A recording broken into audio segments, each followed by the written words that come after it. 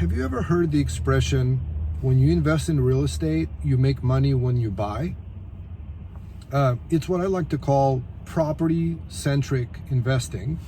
And it may work well if you're a professional real estate investor, or if you want to make real estate investing as part of your day-to-day career. But it doesn't work so well if you're, let's say, a successful professional that wants to invest in real estate long-term for passive income. And here's why it doesn't work so well. Let's say, for example, the thinking goes something like this, that since you make money when you buy the property, the goal is to buy the property as cheaply as you can, with as much equity as you can when you purchase, right?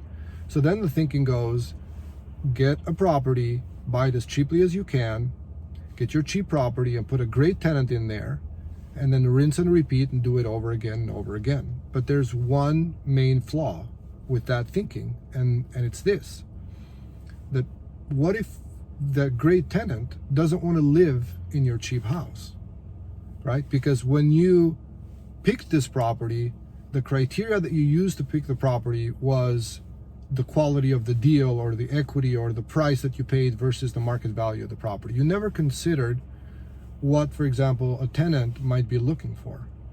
So what is the alternative to that? Is what I like to call tenant-centric real estate investing.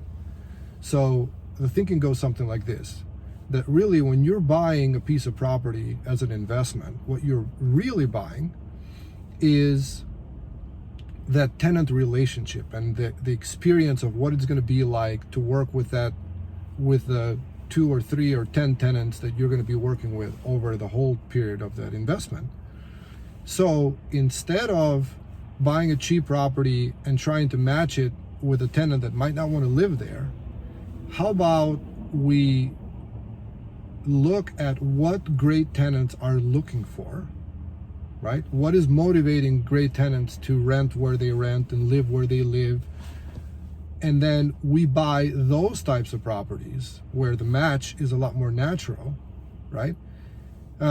Where we can find properties that match what our tenants are looking for, but that also give us a reasonable return on our investment. So what you will find is that by targeting the type of tenant and the type of tenant relationship that you want, if you're a successful professional and you're looking to invest in real estate long term, this model is going to work a lot better for you than the property-centric model that I mentioned earlier. This is Arion with Investing Architect. Thank you for watching. I hope this is helpful for you.